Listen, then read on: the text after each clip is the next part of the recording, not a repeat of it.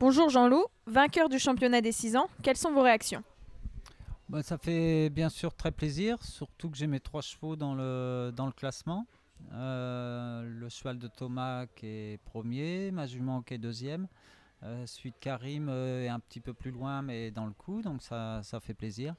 Ensuite, c'était des chevaux qui ont fait quand même une belle saison, surtout le cheval de Thomas qui a déjà couru des CCI une étoile, donc vraiment qui est au point.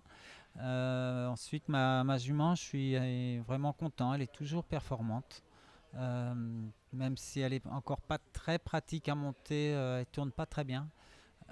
Mais elle a des aptitudes dans les trois disciplines. Euh, Physiquement, il faut qu'elle se développe encore.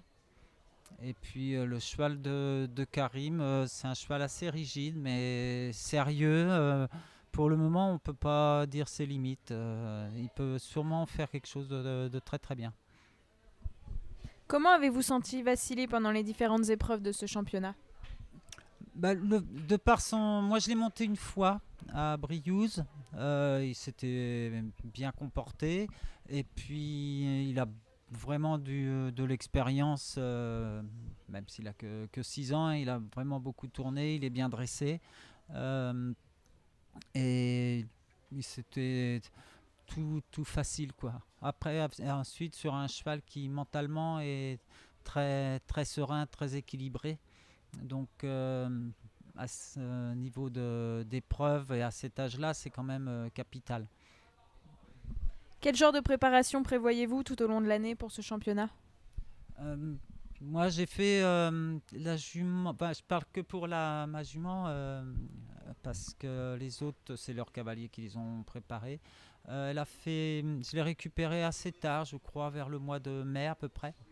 Euh, et elle a fait des 6 en B euh, régulièrement. Elle a tourné avec Eric Vijaniel l'année dernière en 5 ans A.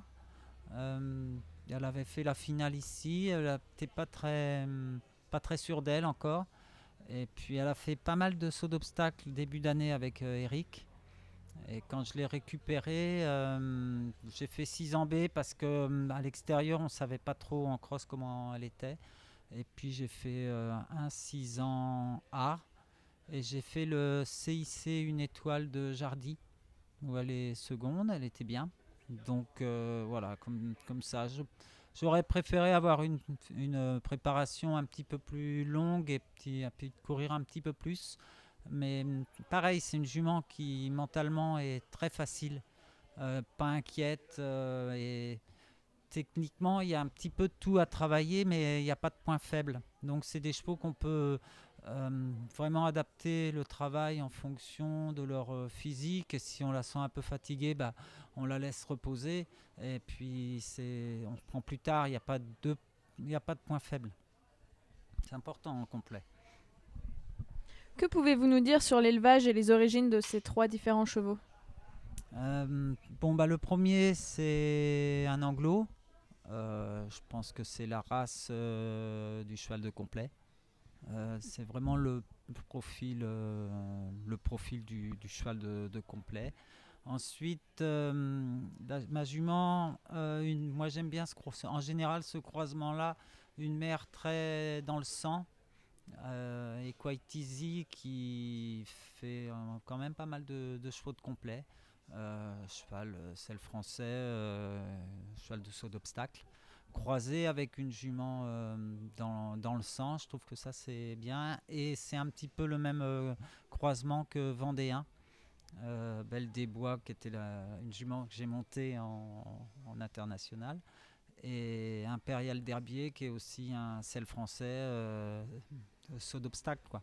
Et je trouve que ce croisement-là est plus facile euh, que le croisement dans le sens inverse. Avoir une mer vraiment saut d'obstacle, ramener du pur sang dessus, c'est plus aléatoire qu'une mer pur sang. Et on a vraiment un grand choix de chevaux de saut d'obstacle pour mettre avec. Donc je trouve que c'est plus facile dans ce sens-là. Comment les voyez-vous évoluer par la suite? Hmm. Ça dépend de plein de paramètres. Il y en a aucun, ils n'ont pas de point faible. Et pour un cheval de complet, c'est quand même important. Euh, Tous les trois ont vraiment un bon mental. Euh, Ça aussi, c'est capital. Donc, en fonction un petit peu de leurs moyens physiques, ils vont pouvoir être orientés différemment. Il y a peut-être dans les trois chevaux un cheval qui sera un jour en grosse sélection nationale sur un gros championnat, et puis peut-être qu'il y en a un autre qui va être vendu, commercialisé, qui va faire 2 étoiles amateurs de façon très propre. Dans les deux cas, c'est des bons chevaux, hein. Dans les deux cas, c'est des bons chevaux.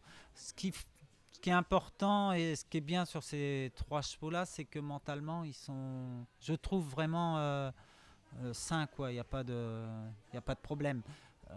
C'est ce qui me permet, moi je les connais peu, et puis de s'adapter à moi et moi à eux facilement, quoi. Quels sont vos prochains objectifs avec le reste de votre écurie? Là, je vais à la mode Beuvron. J'ai un focus dans le Grand National, et puis j'ai un bon cheval de 7 ans que je vais essayer d'être sélectionné pour le Lion. Après, s'il n'est pas pris, c'est pas très grave. C'est vraiment un chouette cheval. Et puis, Fini, la jument, elle peut, je pense, elle est retenue pour le Lion.